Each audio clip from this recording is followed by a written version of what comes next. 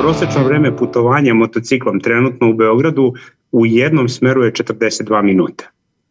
Ne znam koliko je u Skoplju, nisam sa kolegama pričao, i onda vi kad saberete tih 42 minuta dobijete neka 84 minuta u toku dana, i mi smo skoro radili, da kažem, neka istraživanja u toku godine u Beogradu na putovanje i na traženje parking mesta izgubite 1 februar mesec.